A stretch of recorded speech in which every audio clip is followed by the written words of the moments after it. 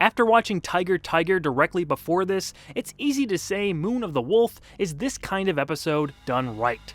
Based on the comic, the elements of a good werewolf story are present.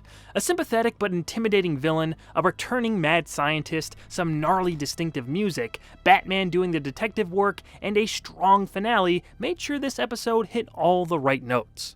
When a Gotham Zoo security guard named John Hamner is attacked in the park by an apparent werewolf, Batman steps in to stop the assault.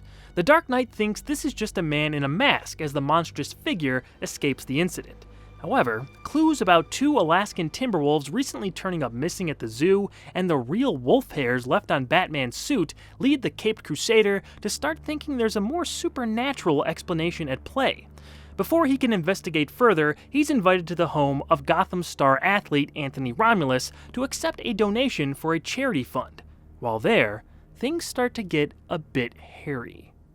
Moon of the Wolf was the title of Batman number 255 from 1974. It featured art by the legendary Neil Adams and was written by this episode's scribe, the late great Len Wein. Wein is very well known in the comic community for his many contributions to the art form.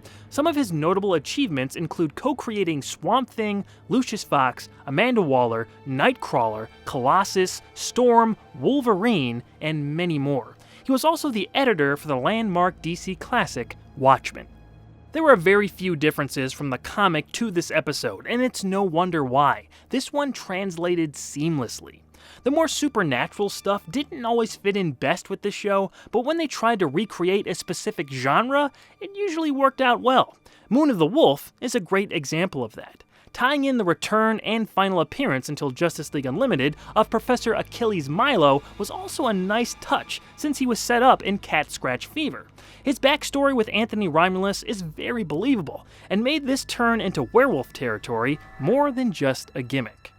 Romulus himself isn't really shown to be too bad of a guy. A cheater, yes, but not quite deserving of the fate he's stuck with.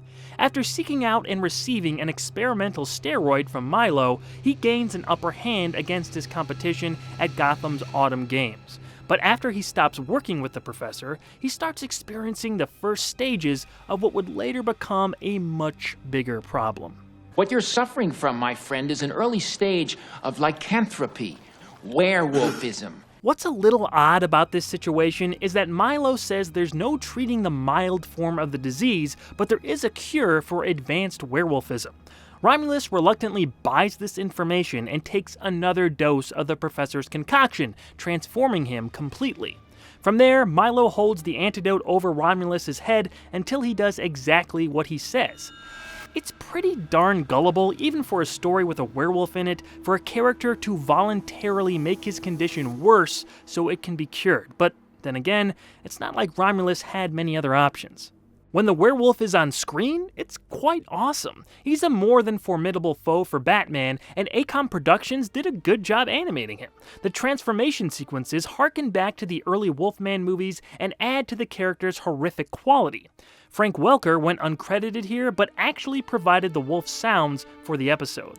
When all that's combined with the primal music provided for the character by Richard Bronskill, it makes for a really well done complete package.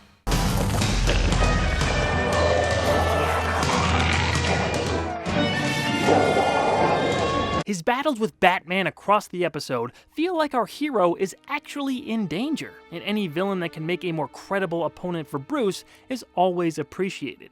Spoilers for the ending, just in case. It's not anything huge, but since I am recommending this episode for rewatch, this is your warning. Batman ends up outsmarting the werewolf by hitting him with a wrecking ball, but nature takes over when it's also struck by lightning, sending Romulus into the water below. He's shown at the end to apparently survive the incident, but is never heard from again. Milo is also arrested for his role in the madness.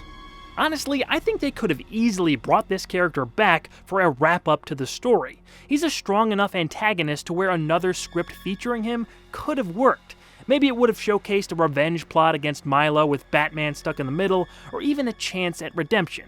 But in any case, it works just fine as a single episode, and it's one you should definitely go back and see as something a little different for the series.